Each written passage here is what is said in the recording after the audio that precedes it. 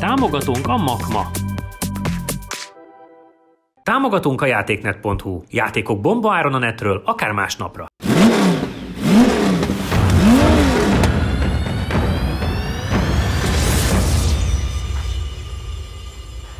Na, megérkeztünk. Így tudnék beköszönni. Azt gondolom, hogy tudok köszönni is, de minek? Nagyon-nagyon sokáig kértétek a Ferrarit, nagyon óckodtunk tőle, de hála jó Istennek egy nagyon kedves bérlőcég, akiknél egyébként vezetéseket lehet bérelni, felajánlotta ezt a 458-at. Itt van, félek, mint az állat, nem nagyon tudok már mit mondani. Nem azzal menjünk elsőnek, úgyhogy ne féljünk.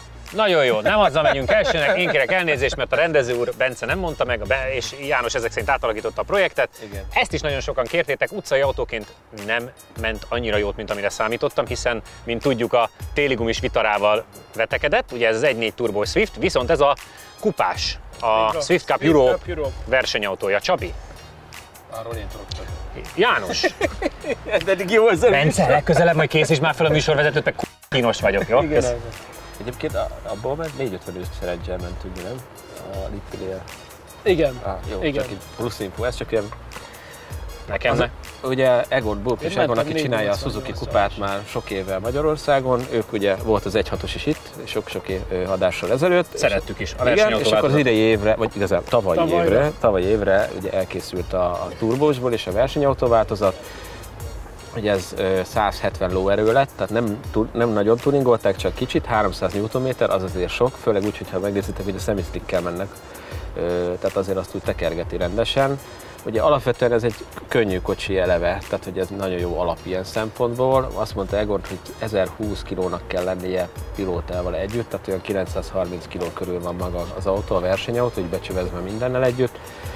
Ugye a 6 fokozatú váltó egyébként szériaváltó van rajta, tehát az áttételezés is széria, csak beleraktak egy torzen spert, hogy azért jó legyen velem, különben ez a hihetetlen teljesítmény kiautózhatatlan lenne, tehát hogy azért az kellett bele.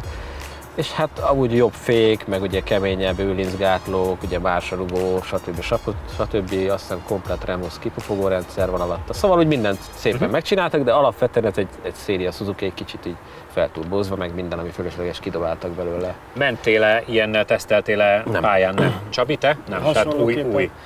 Én azért, mert ugye a GFS csapat, ugye a burgúságonék óriási tapasztalattal bírnak márkakupázás terén. Kezdték annó, ugye Astrától elkezdve minden márkakupába indultak, szerintem sokat ők is üzemeltetnek, az utóbbi időben szinte mindet. Igen. Úgyhogy én azt gondolom, és ezért bízom benne, hogy az autó nagyon jó lesz, mert amit ők nem tudnak egy ilyen márkakupás autóról, azt nem is illik tudni, szóval, vagy fölösleges is, úgyhogy én arra számítok, hogy nagyon jó időt fogunk menni. Relatív viszonyban, nyilván nem R5-höz hasonlítva, igen. De hogy azért ilyen kis kompakt autókból a utcaiakat nagyon torony magasan verni kéne. Igen, itt gyakorlatilag ugye az veti egy kicsit vissza, hogy nem slick van rajta, csak semi-slick, de ugye ezzel a szabállyal mennek, úgyhogy azzal megyünk mi jó, is. mind a ketten ugye melegíthettek egyet, mert versenyautó, játsszuk le. Megyek én.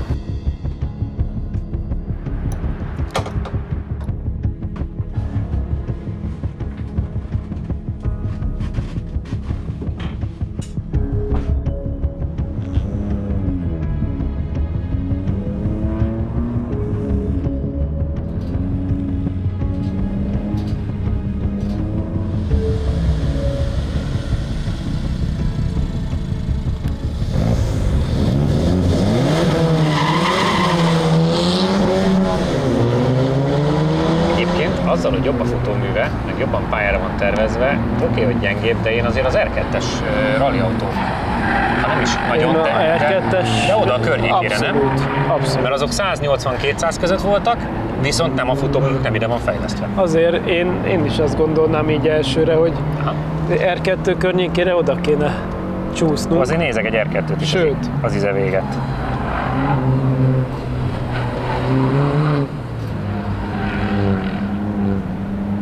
Hát azok 46-9-től vannak lefele. Azért az 2 másodperccel jobb, mint az előző kupás. Még mindig húszik neki a hátulja. Egyetlen egy baj lesz, hogy ez nem slick.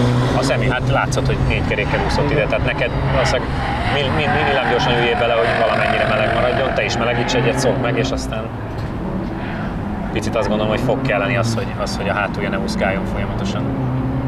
Igen, meg ahogy nézem, nagyon későn tud gázt adni. Igen. Hiába van sper, nagyon-nagyon várni kell a kigyorsításra, én is ezt látom.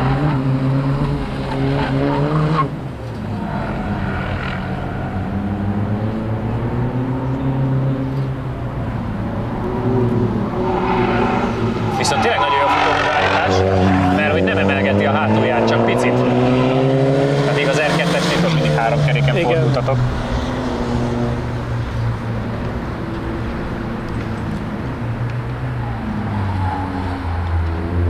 Öltözhetsz is sem, az első kör ideje 48,106 ezred másodperc, az összidő 1 perc 30,41 ezred másodperc. Ez jó. Hát ez is olyan, hogy 2 körön fél másodperccel nála jobb egykörös időket menő autókat megver. Cayman-es, Vinyus Corvette-je, Mustang GT 2018, Astra OPC, Corvette C7. Az igen. Tehát alapvetően oké, de nagyon messze van az R5-től. Vagy a R2-től.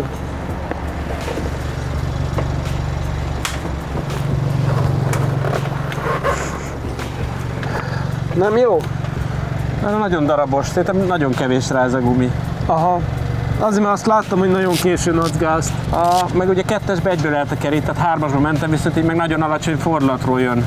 Aha. De akkor, ha megjön a turbó, megint eltekeri. Aha.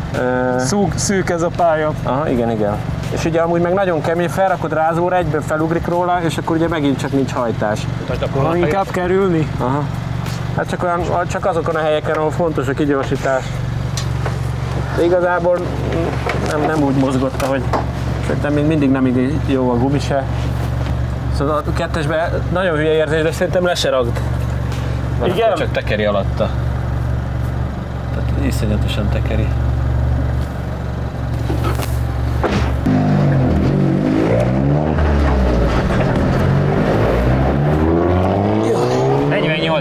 tehát 7 tizedet tudtál faragni a szívómotoros időből. Ugye R2 időt várt volna a Csabi, attól azért messze vagyunk, mert az 46.9-től van lefele, tehát onnan azért 1,2. Viszont ami érdekes, hogy 2 körön ez az autó is megver nála 1 körön fél másodperccel gyorsabb kocsikat. Ami érdekes, tehát valószínűleg itt is az új kör belépése a slick miatt, vagy a semi-slick miatt jó lehet. Én küzdést láttam. Folyamatos küzdés. Igazából szerintem ez az autó az kevés, ez a semi-slick, legalábbis erre ennyire szűk pályára. 2-esben le sem mertem váltani, mert azt megegyítés alatt tapasztaltam, 2-esben elforog alatt a kerék, hiába van sper vagy nincs sper. Gyakorlatilag csak, és akkor 3-asban így viszont, hogy mi a szériaváltó nagyon beesik a fordulat, és akkor onnan, amikor megjön az ereje, akkor egyszer csak akkor meg... Úgyhogy ilyen... De ennyi kör után ennyire megcsúszik a hátulja, az nekem azért nagyon fura. Igen. Tehát lehet, hogy úgy mennek vele a pályán, hogy azért valószínűleg ez egy Hungaroringre, vagy nem tudom melyik pályára beállított setup, ami ide most nagyon nem illik, meg ez a fokozatkiosztás így pont nem jó, mert 2-esben túl erős, 3-asban meg egy időt megy úgy, hogy nincs benne turbónyomás, úgyhogy ilyen...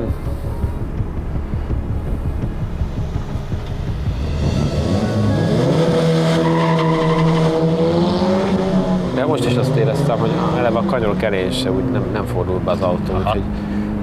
Hát lehet, hogy valami alaptapadás gondunk is van? Igen, a pályával. Egyre inkább, ugye most már hetek óta ezt mondjuk, hogy valami nem stimmel a tapadással. Én azt látom, hogy valami nem, tényleg nem, mert ez küzdkörés majdnem minden autó van, amivel eddig úgy mentünk, hogy nem tudom milyen program volt előtte, vagy mostanában a pályán, de... Szerintem rallycross volt, és ez lehet a baj. Én meg úszik. Úszik, a bejáratíven elveszi a gázt és elúszik. Ott is úszik.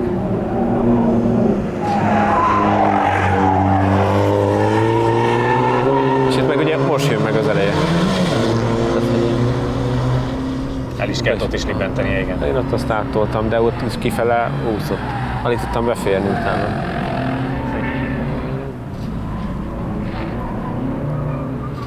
Pedig láthatóan ott nyertél vissza valamit a többi autóhoz képest. Mert azért 47 félbe lévő egykörös autókat megverték 2 körön. Én amilyenre most állítva van meg, tehát ha ezen lenne egy slick, ezek úgy át lehetne küldeni mindenen, és akkor szerintem akkor iszonyatosan tapadna, és akkor még tetszene, és egy picit mozog a feneked, de most jelenleg...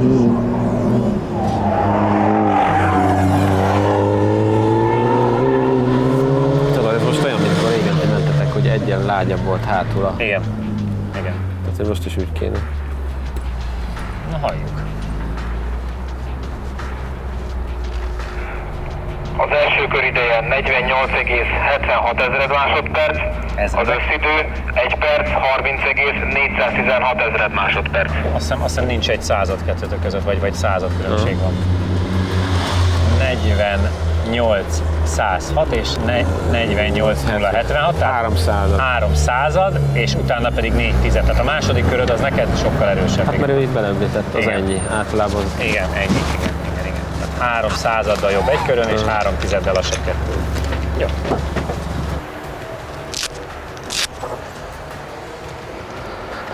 Jelenlegi állapotában valahol kiautózzátok, mert egy körön 3 század különbséggel nyertél, és 2 körön valószínűleg azzal, hogy egyet belőblítettél az új kör kezdetében, az 3 tizedet jelentett. Tehát a 2 kör a Jani, az 1 kör a tied, de hát amikor 3 század a különbség, olyankor mindig nyugodt vagyok, hogy jöhet bárki. Én máskor is, de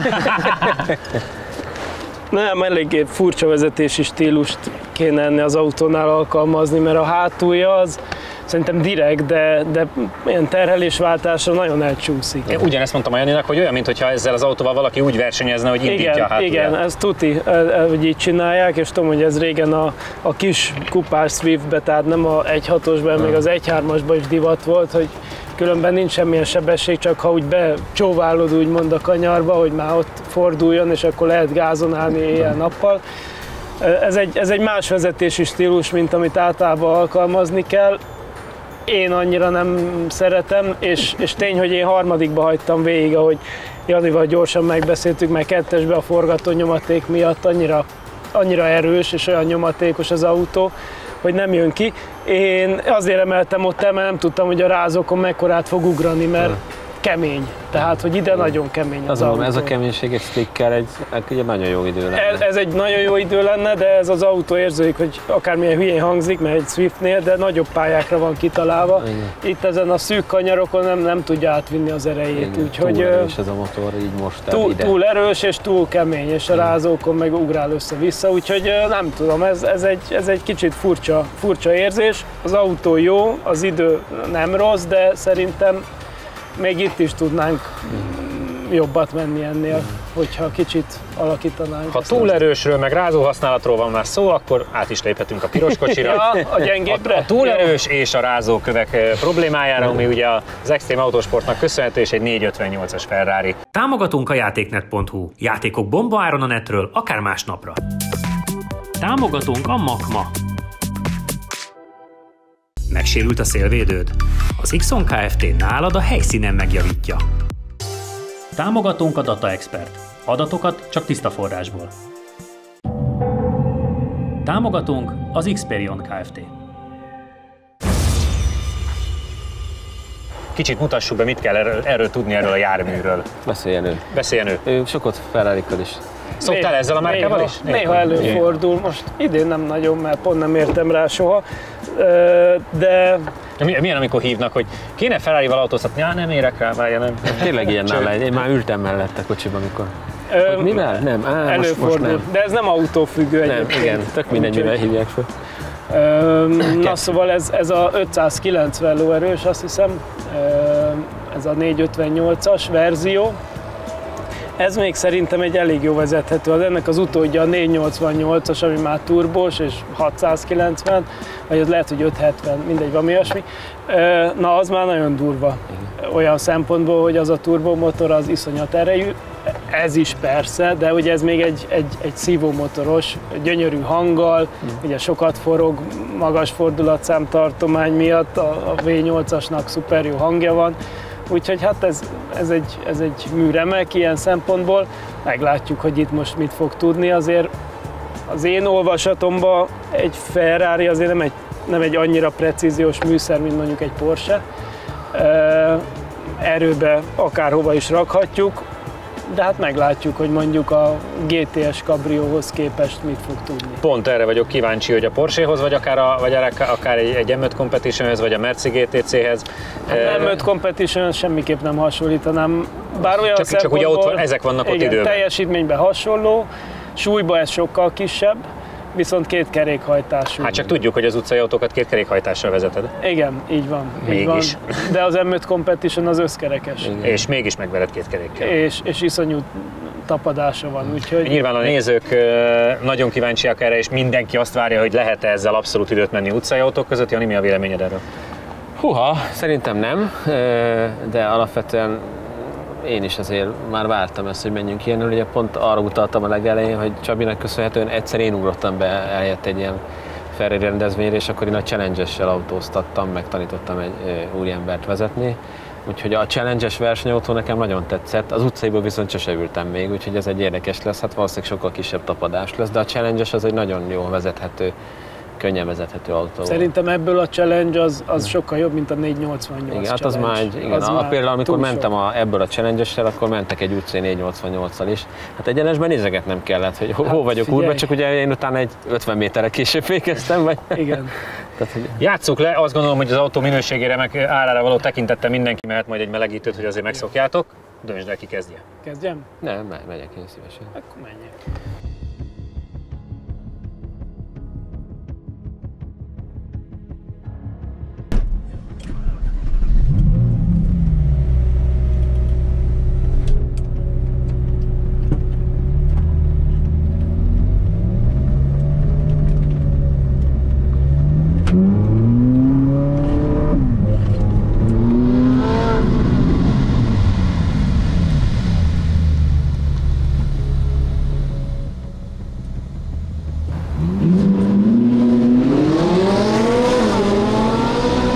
Nincs baj a váltási idővel. Elindul. Azzal is, de úgy a váltási idővel se volt akkora probléma.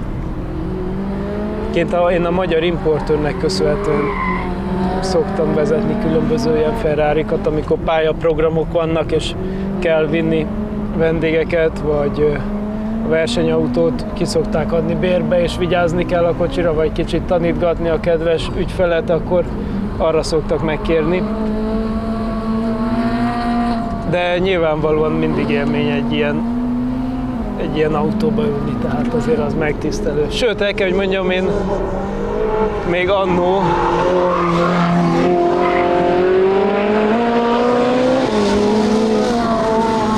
Hát igen. Csinyán bánik vele. Igen, meg én sem mernék oda úgy beszaladni, mert azért ez na. Van értéke. Annó még volt, amikor versenyen is indultam egy Ferrarival, képzeld el. De az is ilyen challenge-es valami kupással? Challenge-es, igen. És 430 vagy mi volt? Az 430 volt. 430, azt hogy szerettem, olyat még én is vezettem. Igen. Magyarországon is, meg Amerikában vezettem olyat, olyan Vegasi cégnél, hogy hasonlóan a mi Schuringhoz, hogy először megtanították a pályát szimulátoron, és ha elértél egy X időt, csak akkor engedtek bele a kocsiba. Nagyon jó volt. Sajnos azt látom, hogy nem tudja igazán kiautózni, szűk ez a pálya neki. Cserébe, ahogy elindul, az nevezhetjük parasztnak. Igen. Gyönyörű hangja van. Csak gázt nem lehet adni. Igen.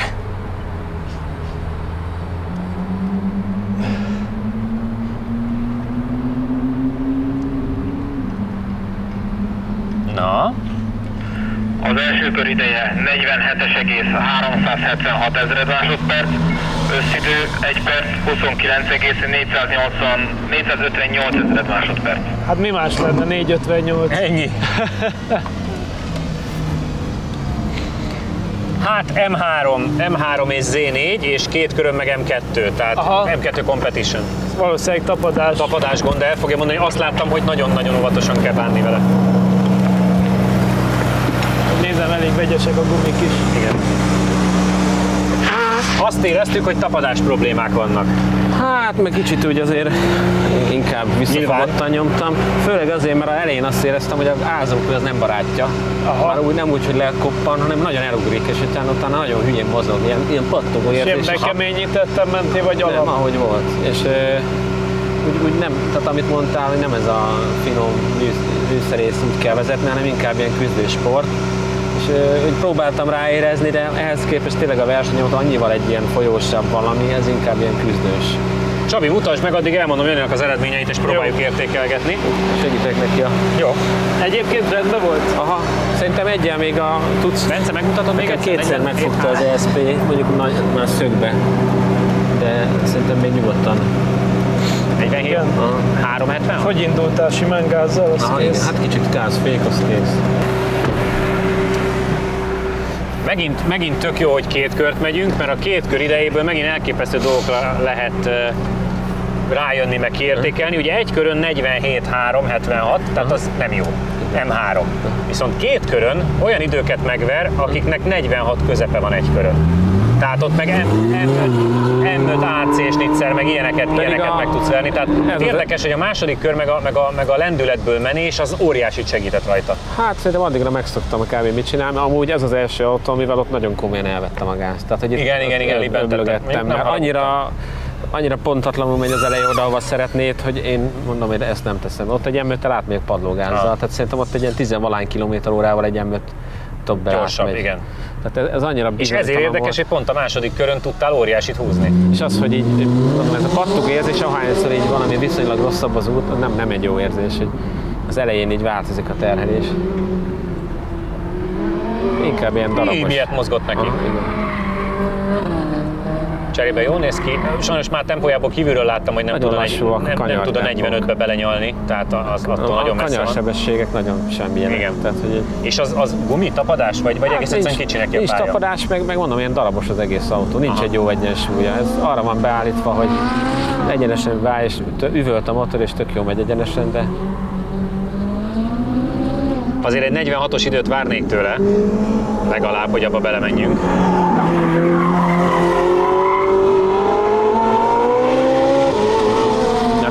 Persze, hát ott végig parlok. Nem lehet berohanni. Tehát, ha nem érted el, akkor az eleje instabil. Aha.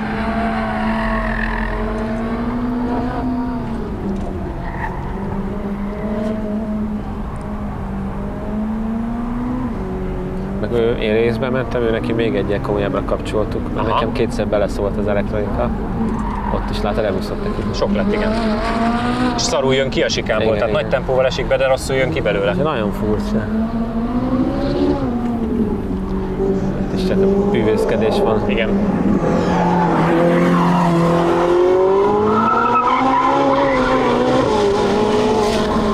Az igen. Torna mutatvány. Azért mondom, ez ilyen bűvészkedés.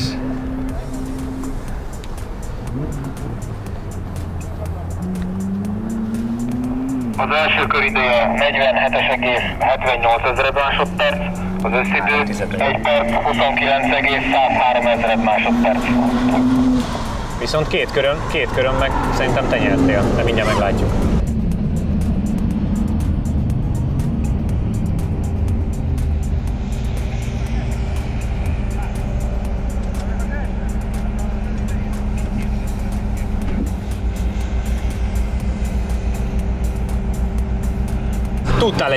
Tudtál egy kicsit faragni, de nem mentünk be 46-ba, tehát 47-0. A tapadással próbálkoztunk, kicsit darabos volt nekem is. Nekem nagyon nagy élménye, hogy lehet adagolni a gázt egyébként, viszont most nem részbe mentem, hanem egyen följebb, de így is azért bele-bele fogja, és néha meg kicsit hagyja csúszni. Igen. Tehát olyan furcsa egy picit. Hát meg ez is itt, hogy befordultál. Igen, itt is, hogy a kenyerosításon. Igen, azért mondom, hogy néha egy picit hagyja, néha meg torpan, az furcsa, de amikor meg hagyja, olyan gyönyörűen lehet adagolni, tehát tök jó, de szerintem ezek a gumik már ugye a végüket járják lassan. Lehet ezt azért vezetni. Az érződik, hogy könnyű az autó, meg gyönyörűen megy a motorja, tehát azért nagyon nagy érzés van benne szerintem, de azért köridőben nem hozta azt, amire számított. Választ kaptunk arra, amit a nézők nagyon-nagyon sokszor kérdeznek, hogy Aventador, meg Koenigsegg Agera, meg Ferrari, meg nem idevaló, ugye? Tehát nem tudunk ezzel elölmenni. Persze, nem idevaló semmiféleképpen, hozzátéve, hogy sokkal jobban tudna azért menni egy jobb gumival. Tehát, hogy... Nyilván, tehát hogyha ezen egy olyan gumi lenne, amilyen már volt itt más autón, ami tényleg egy újszerű és tényleg egy jó tapadó gumi, itt is lehetne jobbat menni vele, de én azt tartom, hogy egyelőre például a GTS Cabrio Porsche idejét nem tudnánk, a AMG GTC Cabrioét, meg azt meg teljesen esélytelennek látom.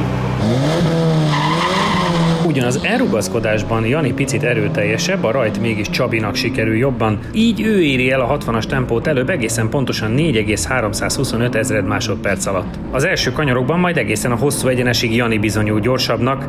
Ugyan Csabi jobban gyorsul az egyenesben, olyan, mintha picit korábban elfogyna nála az erő, így Jani a maximális sebességünk 120,71 km/órával. Jani azonban hibázik a sikánban és 5 km/órában lassabban megy. A második kör elején Csabi lényegesen korábban fékez, ez Janit olyan előnyhöz juttatja, amit képes megtartani az egész körön át. Nála komolyabbak egyébként az oldalgyorsulási értékek is, 0,42 G-t is mérünk. Érdekes, hogy a második körben a Swift ugyanúgy veszít erőt Csabi alatt. A Ferrarival a fiúk szinte teljesen egyformán rajtolnak, végül minimálissal, de Csabi éri el előbb a 60-at, egészen pontosan 2,671 ezred másodperc alatt, azonban Jani tovább meri engedni a féktávot, így ő felgyorsul egészen 93,44 km/órára, még az első kanyar előtt. Jani egyébként az első kanyarokban alapvetően merészebb, 4-5 km/órával gyorsabb kanyarsebességeket produkál. Az egyenest ugyan lassabban kezdi, mégis Csabi éri el a maximális sebességet 135,9 km/órával. Ez kimagasló, főleg, hogyha utcai autókról beszélünk. Viszonyításképpen az R5 Evo itt csak 130-at megy. A sikánban és az azt követő kanyarokban már Csabi a gyorsabb. A második kör első kanyarjait mindkét pilóta eszméletlenül gyors, 120 körüli tempóval és csak minimális ellibmentéssel veszi. A Ferrari maximális oldalgyorsulása 0,37 G Jani alatt, ami piszok jó eredménynek számít. A kör végén Csabi megcsúszik, valószínűleg a kigyorsításon picit keresztbe áll, de még így is képes nyerni. Ezek voltunk mára, volt már Ferrari is, lesznek még újdonságok jövő héten is, tartsatok majd akkor is velünk, addig pedig Insta, YouTube, Facebook, iratkozzatok fel a csatornára, jövő héten találkozunk, sziasztok! Ha még nem tetted meg, most azonnal iratkozz fel a csatornánkra. Nyomd meg hozzá a kis csengőt, és így nem maradsz le a Lap Timing adásokról sem.